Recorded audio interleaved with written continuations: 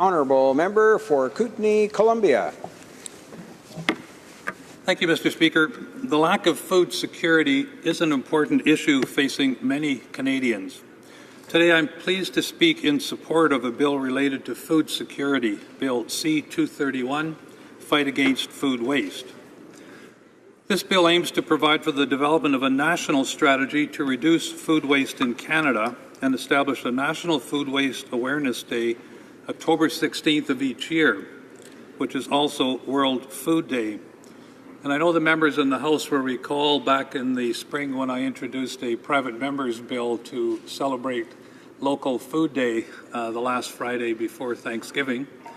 And so I'd encourage all of you to think about that this Friday and celebrate your local food producers. If you can't do that, it is my 38th wedding anniversary, and you can celebrate that as well.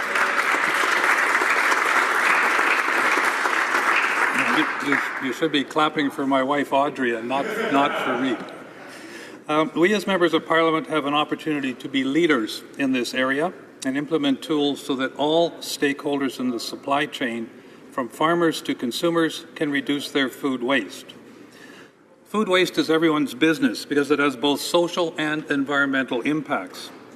At the same time that we know that food waste is a problem in Canada, right now more than 850,000 people struggle to feed themselves each month, and 36% of those are children. Since 2008, food bank use in Canada has climbed to more than 26% of the population actually having to use food banks at least occasionally. And that's simply unacceptable in a country like ours.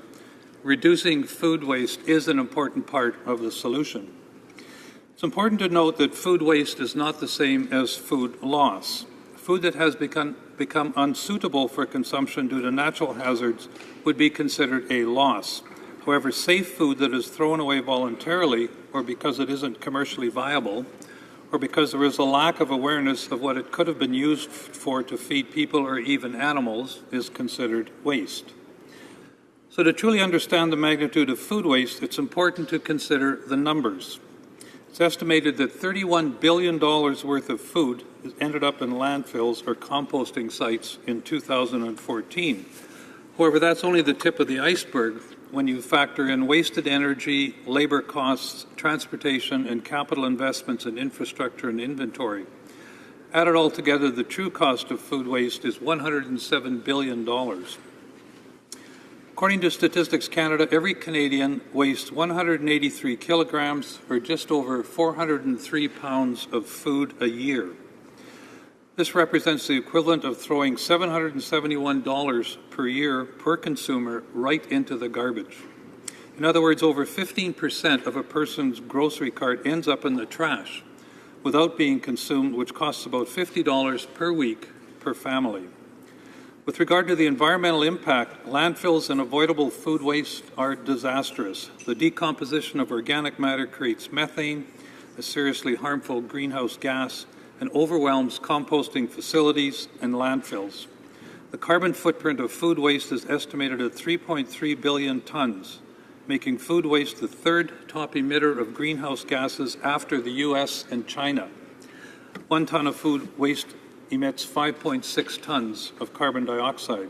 It's easy to see this problem is very daunting, but taking concrete steps to reduce food waste across the supply chain is doable. Indeed, other countries, provinces, and communities are doing just that, and I'd like to highlight a few examples of each to show how positive change is possible. Food waste is an issue worldwide, but to date, France has led the charge against food waste and indeed was the first country to legislate against food waste. The law, which was passed by their parliament this past February, bans supermarkets from throwing away or destroying unsold food and establishes a hierarchy of actions to fight food waste. The law fines retailers who voluntarily destroy edible food and amends the legal framework to remove liability in order to facilitate the donation of name-brand products directly by factories. Lastly, it includes an education program about food waste in schools and businesses, and there's now a movement to expand this law across the European Union. In the U.S., the Bill Emerson Samaritan Food Donation Act was passed in 1996 and encourages citizens to donate food and reduce waste.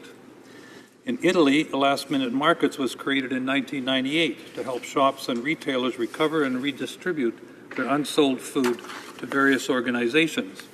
And here in Canada, there are important examples of communities, provinces, and organizations taking action on food waste reduction. In Quebec, Waste Reduction Week is held every October, and 2 petitions with more than 29,000 signatures have been presented to the National Assembly requesting that the government facilitate donations of unsold food by food retailers.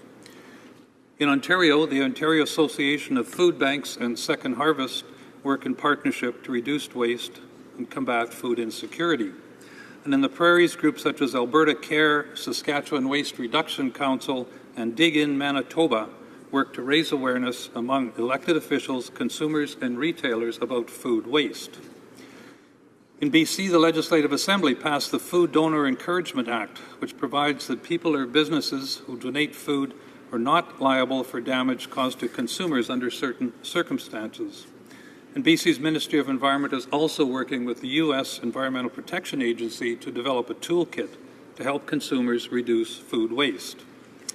From my writing of Kootenay, Columbia, I'm proud to share outstanding examples of community action to reduce food waste, which will hopefully inspire my colleagues here in the House on what is possible and what can be achieved. My first example comes from the City of Nelson, the Nelson Food Cupboard. With their long-standing commitment to providing their clients with healthy, fresh foods, they run a number of great food security programs, including the Harvest Rescue Program, which allows local gardeners and fruit growers to share excess produce with volunteers and with the food cupboard. The Grow a Row and Fresh Produce Donations, which encourages local gardeners to drop off surplus garden produce to the food cupboard. And the Food Recover Partnership, a partnership with Nelson's historic Hume Hotel, where they receive excess food from the hotel kitchen, repackage it, and hand it out to the food cupboard's clients, which include families with hungry children. On a personal note, when I was mayor of Cranbrook and we had food left over at a city function, I would personally package it up and take it to Street Angels, a truly innovative organization under the leadership of the Ktunaxa First Nation. They serve a very important role in helping out homeless people of all cultural backgrounds, and I encourage all members to Google Cranbrook Street Angels to learn more about this amazing model of community support. In the community of Revelstoke, a population of over 7,100 people, food security has been identified as a community priority. And in 2014, the City of Revelstoke commissioned the development of a food security strategy. This strategy included in its goals to increase access to local and regional food that is sustainably and ethically produced through personal, business, and municipal government actions, and further set as an objective to reduce food waste, whereby organic waste products are used as valuable agricultural inputs and or products that are still edible are recovered and redistributed.